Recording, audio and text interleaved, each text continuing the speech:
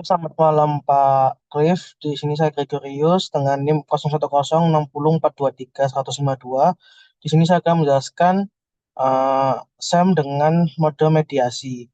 Nah, di sini saya menggunakan tiga, sorry, keempat dari data yang Bapak berikan, yaitu datanya adalah, eh, sorry Bapak, datanya ini untuk dari yang valuation ratio, profitability ratio, liquidity ratio, dan solvability ratio.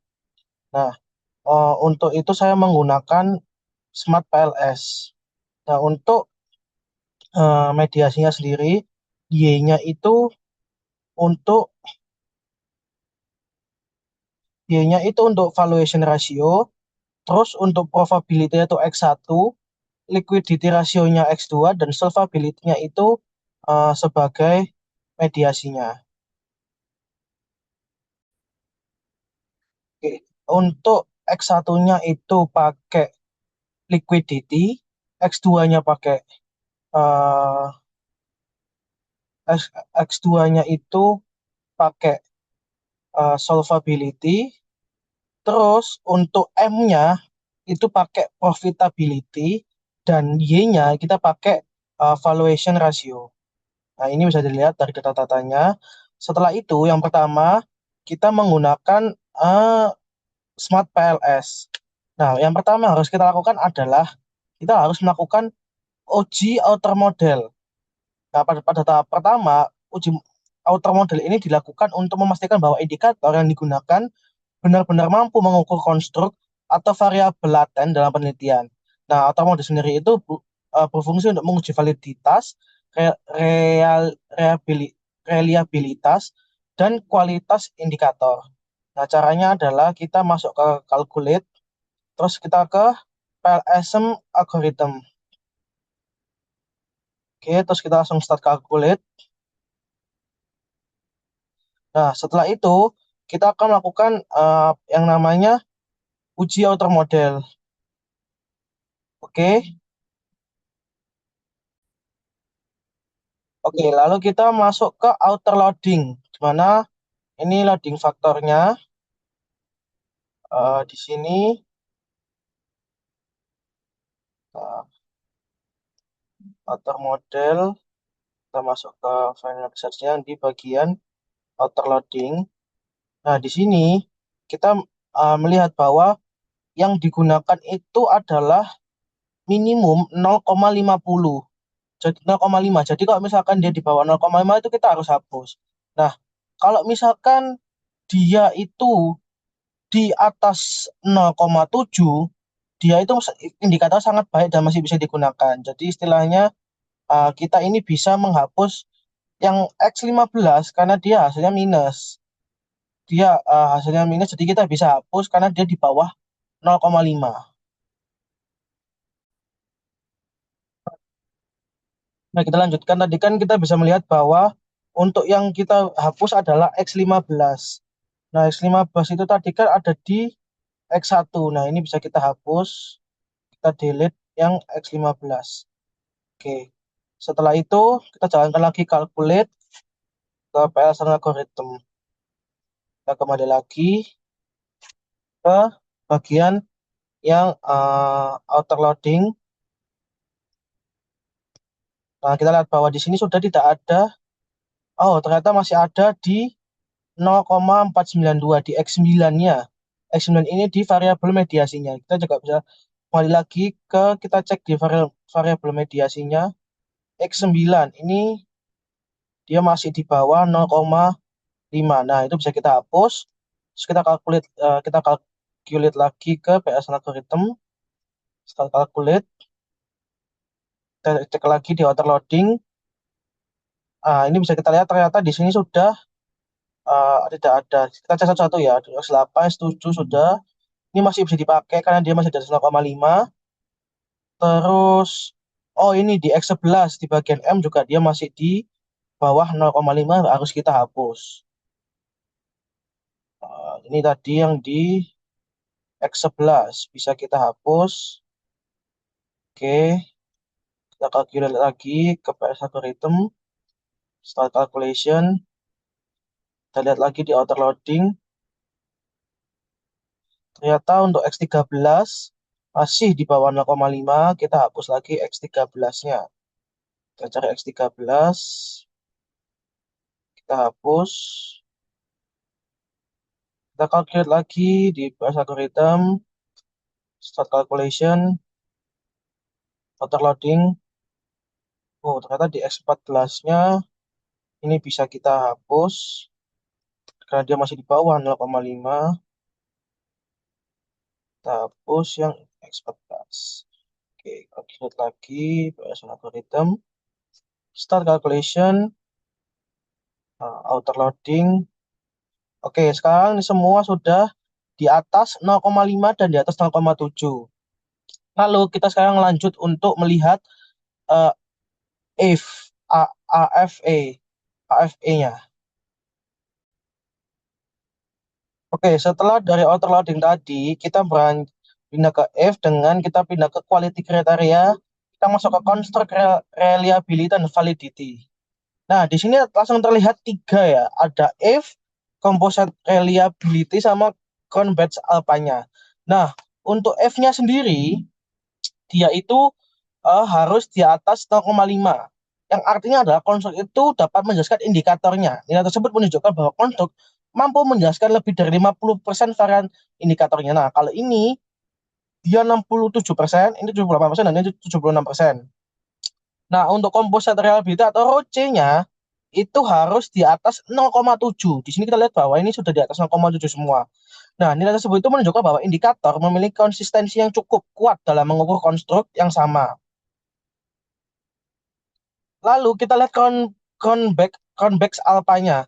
Convex alpanya itu harus juga sama seperti sama dengan Roche-nya. Convex alpha ini harus di atas 0,7 dan kita di sini lihat bahwa di sini sudah lebih dari 0,7 semua. Terus kita lanjut ke HTMT. Kita melihat bagaimana nilai dari HTMT. Nah, untuk nilai HTMT-nya itu harus di bawah 0,90. HTMT sendiri itu digunakan untuk menguji diskriminan validity, memastikan bahwa antar konstruk itu memang berbeda dengan yang lainnya. Nah, maksudnya itu ada profitability itu harus beda dengan liquidity, valuation harus berbeda dengan solvability, maka nilai-nilai ini harus di bawah 0,90 karena mereka itu menunjukkan bahwa variabel laten itu masih memiliki karakteristik yang berbeda. Ini semua sudah di bawah 0,9 jadi mereka valid. Lanjut kita akan melihat uji inner modelnya.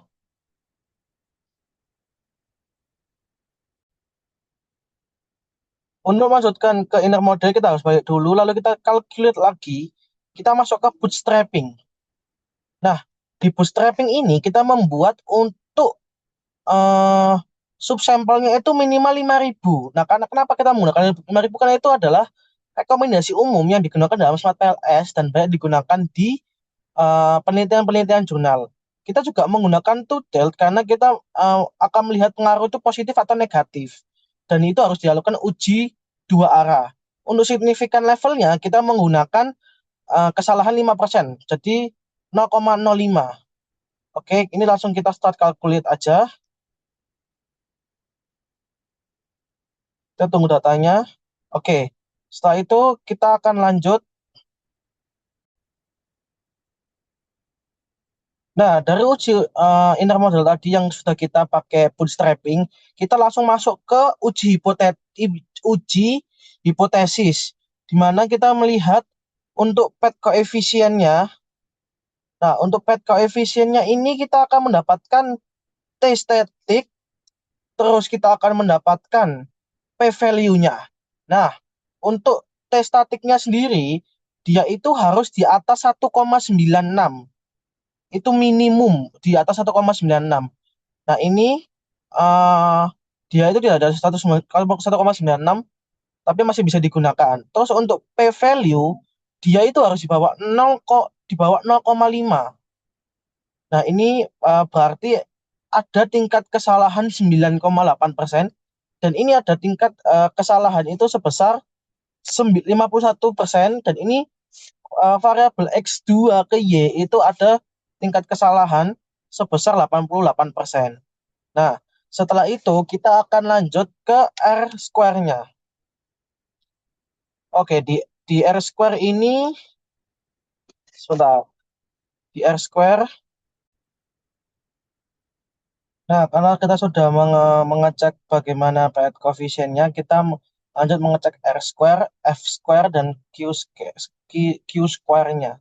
R square-nya di sini nilainya itu dia di bawah, istilahnya dia itu lemah karena dia yang M dia itu 0,25, dia itu moderat karena dia masih di atas 0,25, tapi kalau yang Y-nya itu dia lemah karena dia di bawah 0,25. Terus untuk F square-nya, nah untuk F square-nya ini tuh dia cukup kecil ya karena dinilai dia itu yang X1-nya ini terhadap M dia itu sedang karena dia di atas 0,15. Kalau X2-nya dia termasuk masih di atas indikator kecil karena indikator kecil itu di bawah 0,02 atau 0,02. Ini Y-nya juga masih tergolong besar. Oh, kalau di atas 0,35 itu besar. Kalau 0,045 ini dia terhitungnya masih di sedang. Sorry, maksud saya masih di kecil karena dia masih di bawah 0,15. Oke. Terus untuk eh, Q square Q square-nya, untuk Q square-nya kita balik dulu ke calculate, terus kita ke blindfolding. Nah, ini yang diisi 7 ya. Terus kita start calculation. Nah, setelah itu kita lihat untuk di bagian ini, di bagian kita lihatnya, kita melihatnya di bagian yang redundancy. Nah, ini untuk yang Q square itu untuk mengukur predictive relevance karena nilai positif itu menunjukkan model memiliki kemampuan prediksi yang baik. Model tidak hanya cocok pada sampel penelitian tapi juga relevan untuk prediksi data lain. Nah, ini kita bisa di Q square-nya dia itu harus di atasnya 0. Ini nilainya ada 0,0000 tapi dia masih di atas 0, di atas angka 0. Nah, ini juga masih bisa digunakan dan dia itu signifikan. Lalu kita ke bagian uji mediasi. Uji mediasi itu kita ke bootstrapping sama kayak tadi ke bootstrapping. Terus kita lihat ke specific indirect effect.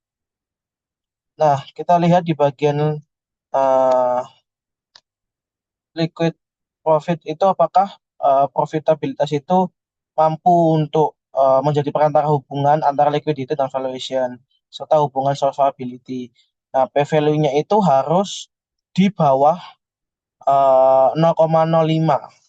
Nah, jadi di sini terlihat bahwa X1 ke M ke Y itu di bawah 0,5, 0,05.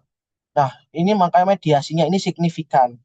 Nah, ini yang X2 ke M ke Y, dia itu di atas 0,05, maka dia tidak signifikan. Nah, dari kesimpulan ini berarti kita bisa melihat bahwa apa namanya, dia itu masuknya ke partial partial mediation karena ada satu yang tidak signifikan. Nah, kalau dilihat dari keseluruhan, bahwa disimpulkan itu model SEM PLS yang digunakan itu telah memenuhi kriteria dari validitas, reliabilitas, dan signifikan, tapi dia tetap tetap masuk ke dalam partial mediation. Sekian dari saya, terima kasih.